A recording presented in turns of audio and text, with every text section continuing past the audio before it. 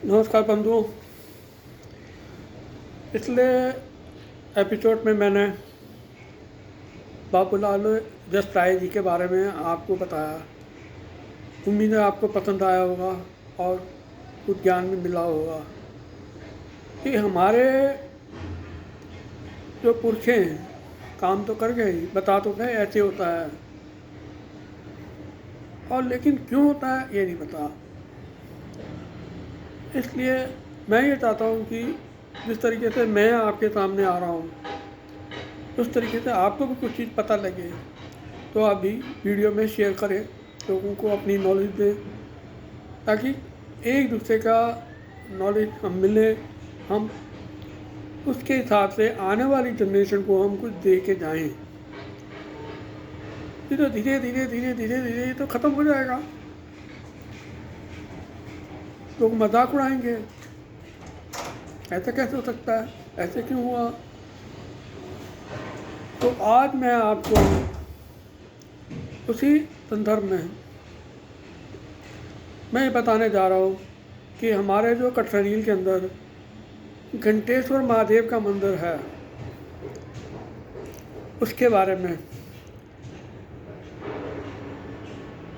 कि हम शिव जी को घंटा क्यों चढ़ाते रहे, त्रिशूल को नहीं चढ़ाया, जिस जल से शिवलिंग को हमने पानी दिया वो लोटा क्यों नहीं चढ़ाया।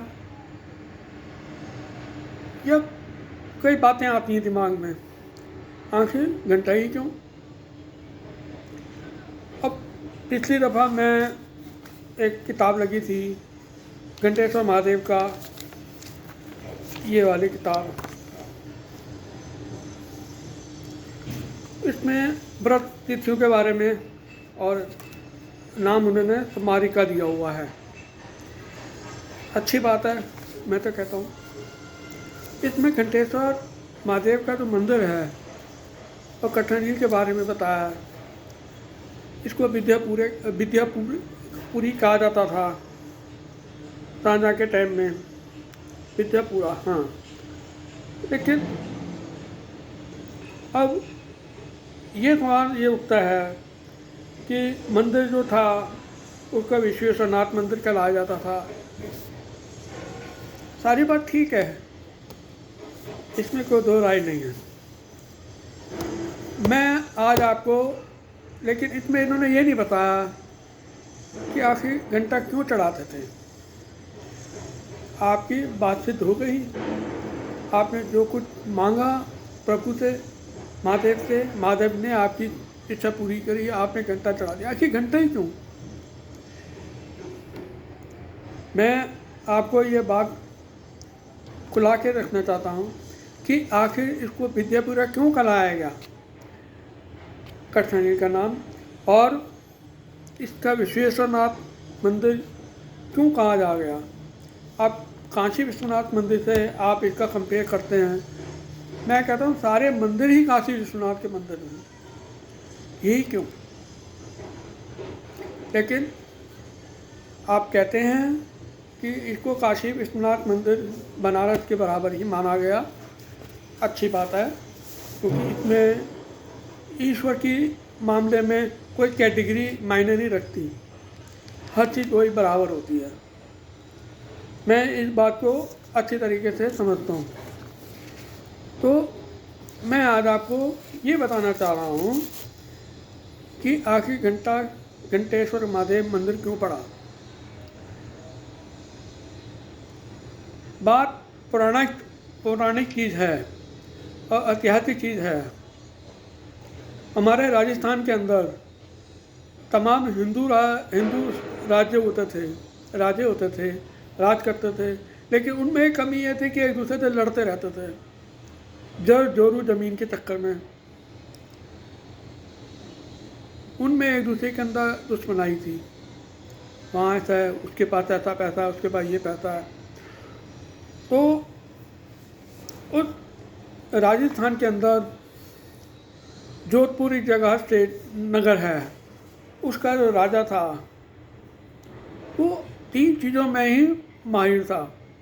पैसा भी था, उसकी जो वाइफ थी वो भी सुंदर थी, और उसका अपना क्षेत्रफल भी ज़्यादा था। तो वो आक्रमणकारियों का वो एक आकर्षण का केंद्र बन गया था, जिसे देखो वो वहाँ लूट मार करने के लिए ललायित रहता था। अपने राजा तो वैसे भी थे। अब ये सब बात थी उसके अंदर, लेकिन जो उसकी वहाँ की जो रानी थी वो पूजा पाठ में काफ़ी अच्छी थी, बहुत ही मतलब बहुत उसकी ख्याति प्राप्त थी वो। एक दफ़ा क्या हुआ, मोहम्मद सब्दाली मुसलमान था, एक आक्रमणकारी, वो उसने वहाँ पे आक्रमण किया।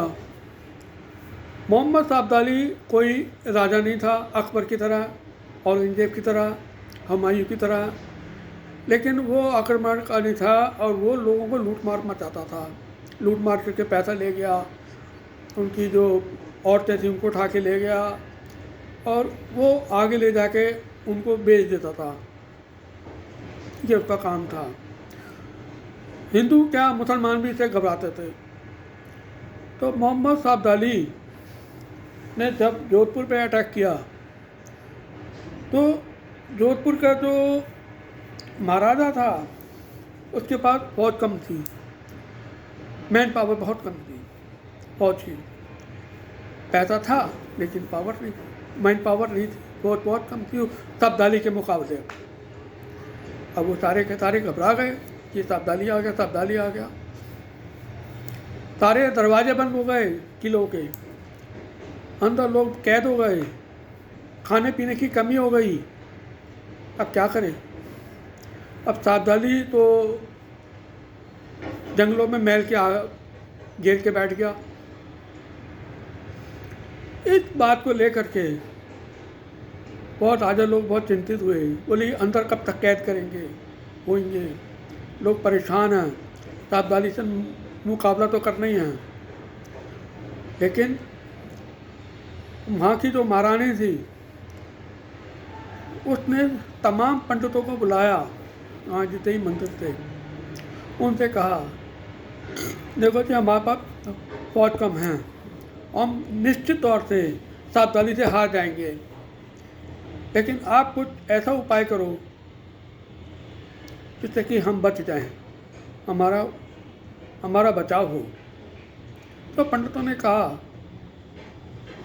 कि हम शिव जी का रुद्राभिषेक शुरू करते हैं जाप, और उसमें एक बात है, जल जब बराबर चढ़ाया जाएगा दूध के साथ, लेकिन दूध तो यहाँ की कमी हो गई है, दूध नहीं तो जल से ही, जल में थोड़ा सा शहद डाल के रुद्राभिषेक करेंगे। लेकिन बात यह है कि जो ऊपर जो घंटा है वो भी बराबर बजना चाहिए, जैसे जैसे जाप चलता रहेगा वैसे वैसे घंटा बजता रहेगा। बोले ठीक है, सबकी ड्यूटियाँ लगा दी गई, करने लगे।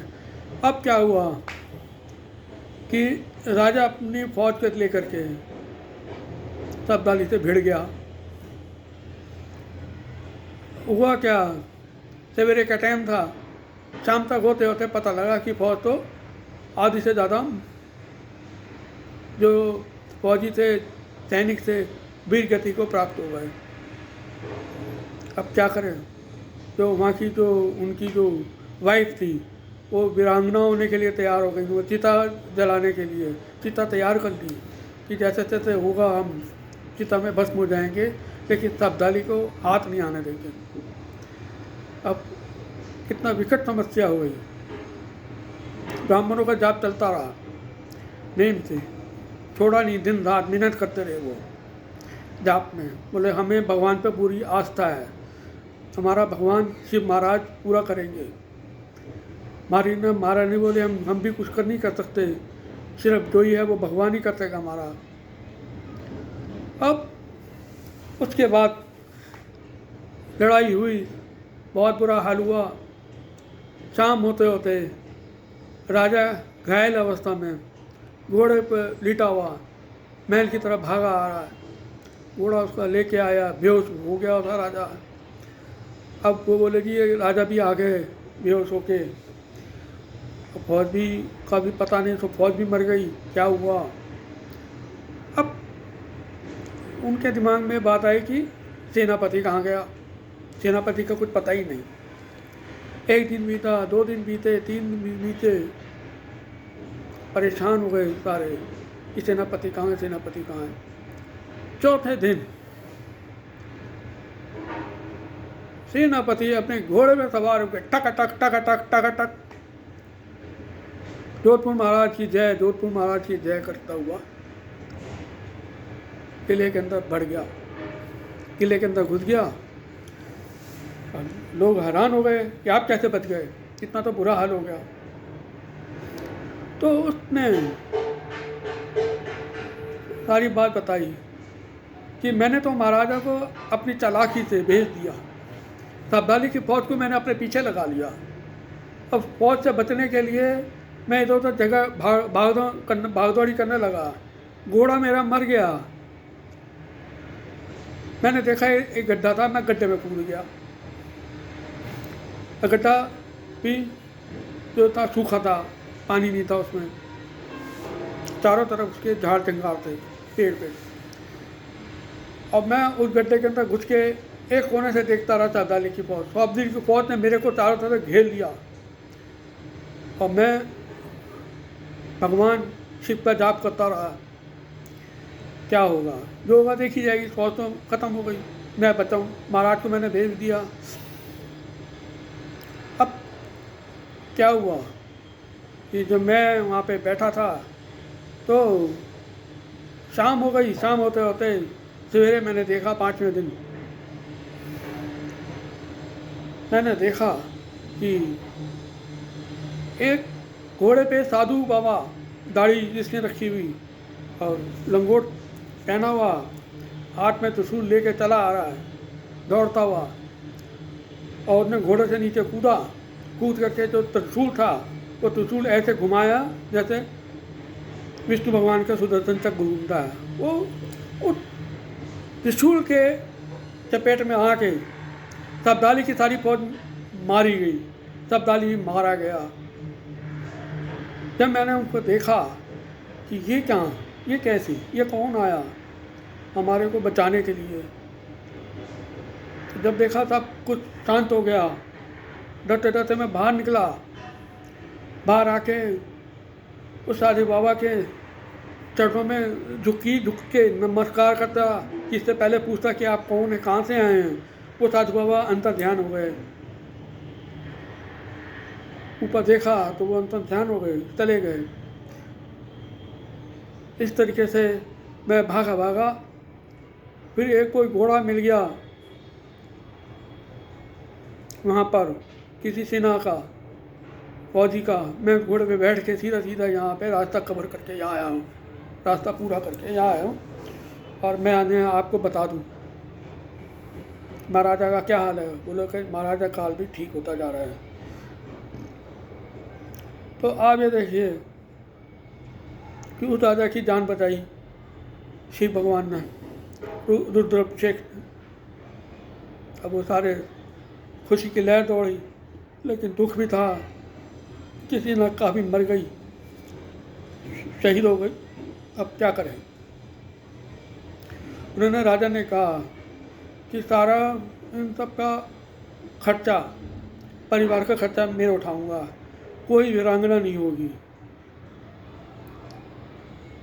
अब फिर अब क्या हुआ कि जो पंडित थे उन्होंने भी जय जयकार करी, शिव भगवान की आरती करी। राजा को भी बुलाया, जो घायल अवस्था में थे, रानी को उनसे गठजोड़े से उनकी आरती की शिव जी की। और इस तरीके से रुद्राभिषेक को समाप्त किया। अब ये हुआ कि जो घंटा हमने चलाया है, इस घंटे का क्या करेंगे, इसको हम काशी विश्वनाथ में भेज देंगे, क्योंकि ये तो शिव भगवान का घंटा है। अब फिर किसी ने सुझाव दिया विद्यापुरा का कि ये जो घंटा है वहाँ पे चढ़ाया जाए। क्योंकि विश्वनाथ मंदिर बनारस का काफ़ी दूर है। फिर आगे वही लूटपाट ये सब मुसलमानों से सारा झगड़ा मोल लेना पड़ेगा। चुपचाप वहाँ पे जाके घंटा वहाँ पे चढ़ाया जाए। तो वो घंटा जो था वो हमारे घंटेश्वर महादेव में वो चढ़ाया गया, तभी से इसका नाम ही घंटेश्वर महादेव पड़ा। अब कुछ टाइम के बाद यहाँ पर जोधपुर से कुछ सेठ वगैरह आए, पैसे थे उनके पास। तो वही मैंने आपको पहले भी बताया था कि पैसे से कोई कमी नहीं थी। तो उन्होंने एक खाली प्लॉट देखा जिसमें बेरी के पेड़ थे और सब थी, और वहाँ पे उन्होंने वो देखा शिव जी को जो बेल पत्ती चढ़ाते हैं उसका पेड़ था वहाँ पर। बेल पत्ती चढ़ाते हैं उसका पेड़, एक सब चीज़ था। तो उन्होंने वहाँ पे कुआं खुदवा करके वहाँ मंदिर का निर्माण किया, जो कि आज हमारे को बड़ा मंदिर के नाम से जाना जाता है। फिर उन्होंने वहीं पर ही बोले ये तो शिव की नगरी है, तो शिव के जितने भी जो रूप थे, बलभद्र महाराज, शिव जी, गणेश, परिवार उनका, उन सबके उन्होंने चेहरे बनाए, और नरसिंह भगवान का भी चेहरा बनाया और नरसिंह लीला की आधारशिला रखी। आप देखिए कि नरसिंह भगवान का जो चेहरा है वो भी कम से कम 15-20 किलो से कम नहीं होता। तो पहनने वाला जो पहनेगा उसके लिए कितनी मुश्किल का सामना करना पड़ेगा। मुंह में पट्टियाँ बांध के वो चेहरे को फिट किया जाता है। और अंदाज़ लगाइए कितनी पुरानी चीज़ थी, पुरानी संस्कृति है हमारी, और हम इस चीज़ को भूले बैठे हैं। आपको बताते हुए मेरे को एक गर्व महसूस होता है कि पूरे हिंदुस्तान में कहीं भी ये नरसिंह लीला नहीं होती, जो सिर्फ वो हमारे यहीं होती है।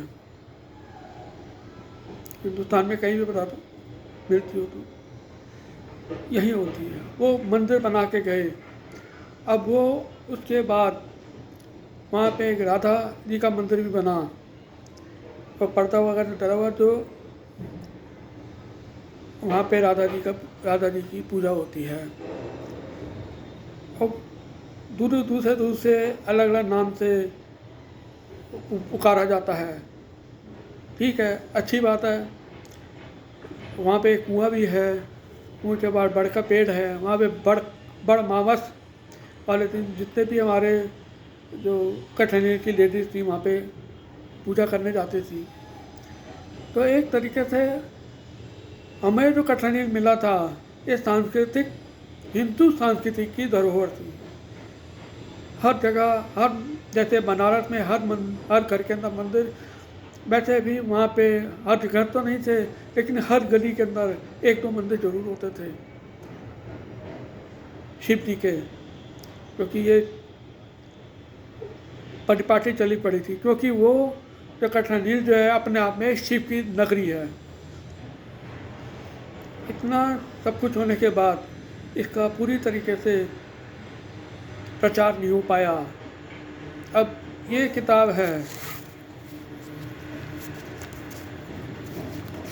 सब है, सब चीज़ है, लेकिन इसमें मैं काफ़ी लोगों से मिला और मैंने अपनी बात रखी है कि इसका प्रचार इसमें प्रिंट किया जाए। ये बात प्रिंट की जाए कि आखिर घंटेश्वर मंदिर में घंटा क्यों चढ़ाते हैं, लेकिन किसी ने गौर नहीं किया। आप उसको फ़ोन कर लो, आप उससे फ़ोन कर लो, उससे फ़ोन पे बात कर लो, उससे कर लो, मतलब आदमी कर नहीं पाया। तो जब ये सोशल मीडिया का युग आया तो मैंने कहा मैं अपनी बात तो फिर अपनी मन में ना रख के लोगों को बताऊं कि ऐसे था। अब आपके दिमाग में ये बात आ रही होगी कि मुझे किसने बताया। मुझे बताया एक हमारे यहाँ एक महानुभाव आते थे, अच्छी पर्सनालिटी के थे, वो बुज़ुर्ग थे। मेरे ख्याल से उनकी उम्र 85 साल के करीब तो होगी उस वक्त। वो हमारे बड़े भाई और बड़ी बहन को इंग्लिश पढ़ाने आते थे। उनका नाम था बेकल जी। वो पूछा बिजनाथ में रहते थे। उनको उनमें शिव की, उन्होंने मेरे को सारी बात बताई। शिव की तरफ से उनका इतना ज़्यादा रुझान था कि जो मंदिर का जो बुर्जी थी, मंदिर के बुर्जी के नीचे बैठ करके वो रोज़ एक शिव की प्रार्थना लिखते थे, स्तुति लिखते थे। उनकी जो स्तुति हैं, जो उनकी प्रार्थनाएं हैं, जो उनकी आराधनाएं हैं, वो एक किताब में संकलित होकर प्रिंट हो करके गौरशंकर के मंदिर में आरती के बाद वो ये सारी गाई जाती हैं। उनका एक थोड़ा सा मुझे याद है, झांकी उमा महेश की आटो पैर किया करूं, जी भर के तुम पिया करो, घुट घुट के मैं पिया करूं, झांकी उमा महेश की आटो पैर भी किया करूं। बेकल हूँ मैं नात रात दिन, चैन नहीं आप बिन। बेकल हूँ मैं रात दिन, चैन नहीं आप बिन। तुम तो मुझ पर निहार करो, झांकी उमा महेश की आटो पैर किया करो। तो इस तरीके से उनके भजन दिल को छूने वाले हैं। कम से कम इस किताब के अंदर 2-4 भजन तो आने चाहिए थे ना, नहीं आए। आरती सारी हैं लक्ष्मी जी की, शिव जी की, ये तो हम सभी जानते हैं, ये सभी किताबों में मिल जाती हैं। लेकिन जो नई चीज़ें हैं, जो नई चीज़ है, वो चीज़ इतना आती नहीं, क्योंकि एक अपने आप में एक हमारे भाग्य की विडम्बना है कि कोई सुनता नहीं है। जो ट्रस्टी हैं वो अलग विचारधारा के होते हैं, वो इस बात को उनको इग्नोर कर देते हैं, छोड़ो छोड़ो इसमें क्या रखा है, ऐसा नहीं हो सकता। लेकिन मेरी अपनी मान्यता है, मैं किसी के बारे में क्या कहूँ, कि जो कुछ हमें पता है, हमारी संस्कृति क्या है, हमारा मंदिर का विशेष क्या है। मैंने वो आपको गौरशंकर मंदिर के बारे में भी बताया था। वो लोगों को पता होगा या नहीं होगा तो मैं नहीं जानता, लेकिन ये जो बात मैंने आज आपको बताई है, ये सबसे नई है और ये शायद ही किसी को मालूम हो कि इसकी गंडेश्वर वाले मंदिर की क्या महत्व है और हम इसमें क्यों जाते हैं। आज के दिन सिर्फ इतना सही। हो सकता है आपको मेरा वीडियो पसंद आए, लेकिन मुझे शिकायत है कि आपको भी मेरे बारे में तो मैं कहता हूँ कोई कमेंट नहीं करते कि हमें अच्छा लगा, ये ठीक लगा या इसमें ये कमी थी, तो ताकि मैं अपने आप को थोड़ा सा और सुधार कर सकूँ। अच्छा, आज के लिए जय। ओम नमः शिवाय।